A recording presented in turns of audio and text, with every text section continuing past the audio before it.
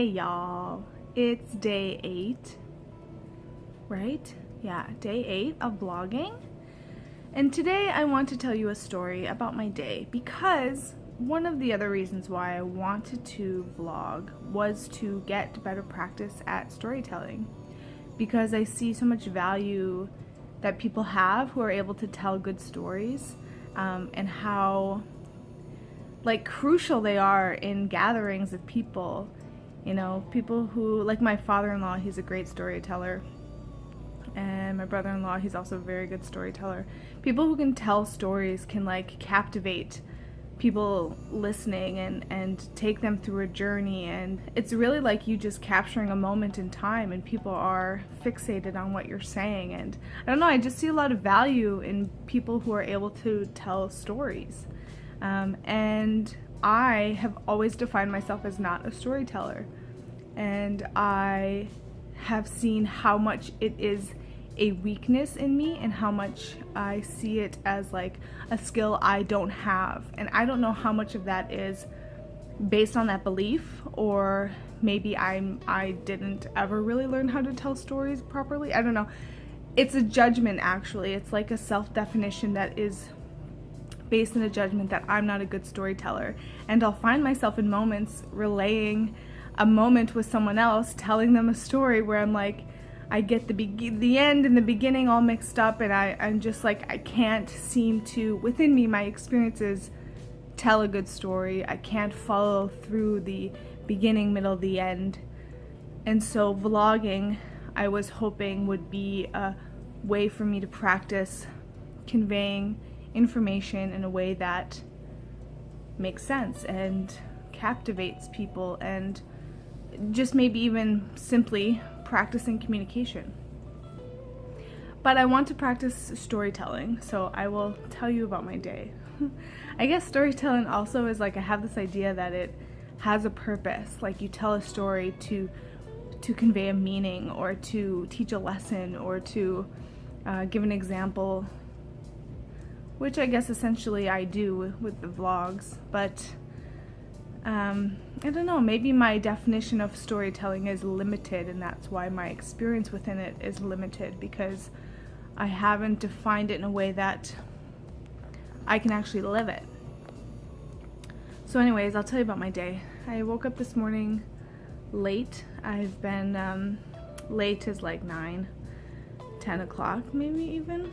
No, I think it was around 9, but Saturdays and Sundays I like to sleep in a little bit because I have to get up early Monday through Friday. And so then we got up and made some coffee, and Andrew ended up going to work, and so I had sat down and made a list of what I would do for the day. See, I'm having such a hard time right now. I'm like walking through this thick mud of an experience that I'm just like dragging my feet, because it just doesn't feel comfortable and free and flowing. Anyways, Andrew left for work. I actually made breakfast for myself. After breakfast, I made a coffee for myself. After coffee, I wrote a list down of what I wanted to do today. So it was a little mixed bag of doing a little bit of work for my actual work, doing a little work for my schoolwork, my course, doing a little bit of my own on the side studying on a subject I'm interested in at the moment, doing a little errands, taking Hazel to the beach, doing a little cleaning in the house. So it was going to be an eventful day. Things to do, you know.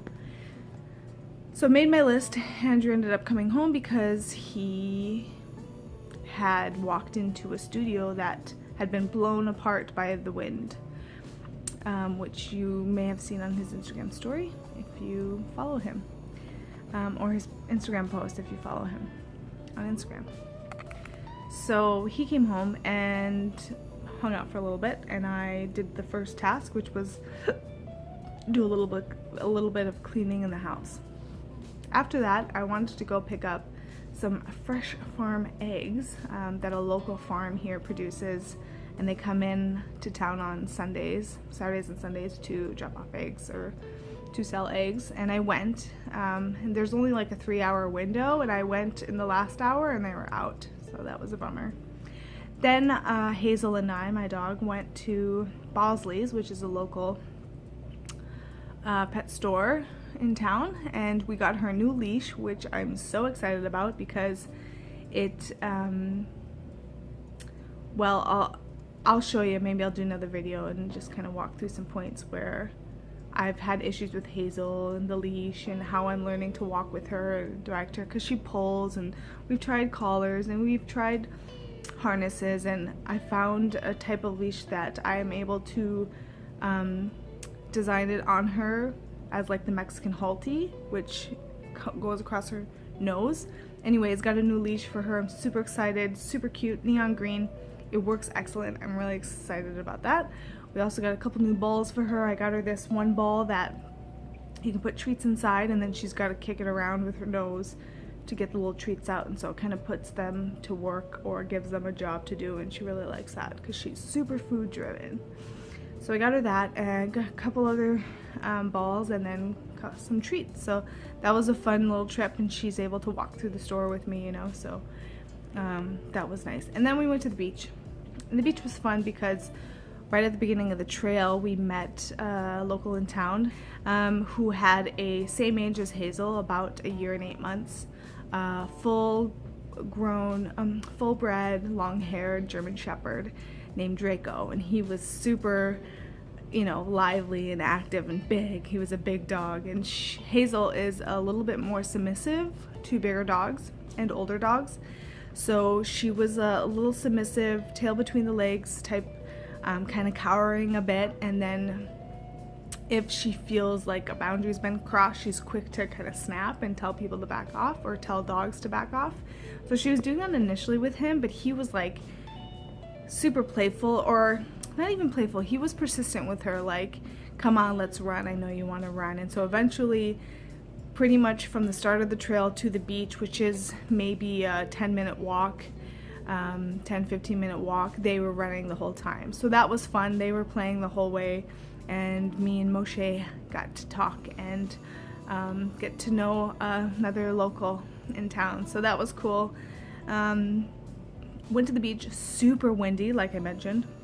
It was so windy, and it's like so cold. It's dropped probably like 20 degrees in the last 2 days just with this gush of wind that's come in. Like, it's been wind warnings, and you know, took the power out in our place last night for a little bit, took the power out in the north end of town overnight last night. That's the wind blowing through our door right now. Tore down Andrew's studio, as you know, so the wind was a little crazy. The beach was cool. It was really sunny and nice.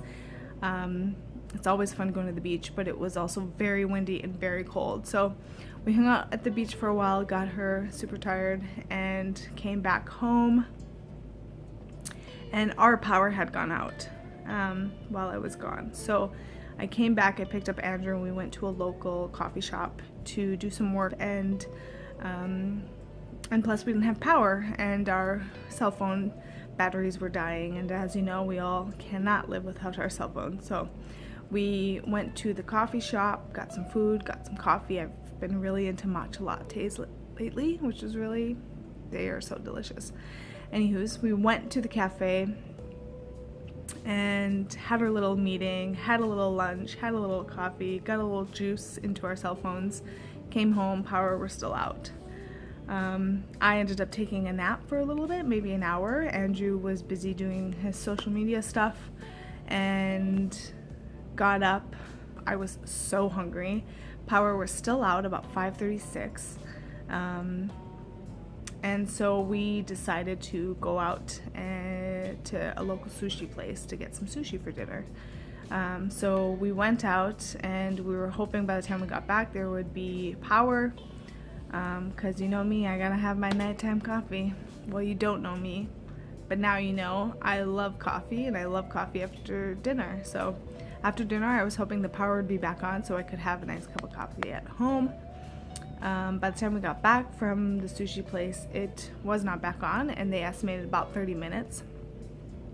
So I went into the backyard and played with Hazel for a bit with her new ball, and very shortly after that the power came back on. And then I made my cup of coffee, which was so delicious, and I did some studying. And then after a couple hours of studying, I realized I had not hit my 10,000 steps for the day, which I am on day 18. So day 8 of vlogging, day 18, 19, 20, no, it's day 19 of 10,000 steps a day. It's over 90,000. Is that right? No, 19. That's 190,000 steps I've walked. That's amazing. Anyways, so me and Hazel went out, got my steps, and came home, and now I'm vlogging. So that was my super eventful day, and yeah, so what I realized with storytelling is, well, part of this was also to see, you know, have on camera like what my expression is indicating about my experience in relation to telling stories. And what I can see is that if you can just, like, what I'm noticing is that to support myself within storytelling is just basically walk it from the beginning. So the first moment, what happened, then the second moment, what happened, then the third moment, what happened, and then the fourth, you know, and so on and so on. So it's like, slow down, you know, go back to the beginning and just walk it through point by point. So that's a point that maybe I'll practice moving forward as like how to tell my stories. I also think I have just a big ass like judgment about myself and my life and my experiences and moments in my life that I just think I don't have any good stories. But that's not true. Everyone's got a good story. Everyone's lived a life. Everyone is living a life, and you know, the moments of clipping your nails can be made into a wonderful story that someone would like to hear. You know, like, we're all storytellers, I think, and it's just a matter of developing the skill. And this is a skill I would like to develop. So that is my story for today, for day 8 of vlogging, and that's why I vlog, is to practice my storytelling ability. And the more you practice, the better you get.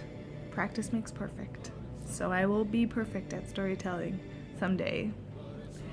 So thanks for watching and walking with, and I'll see you tomorrow for day 9. But it's only me.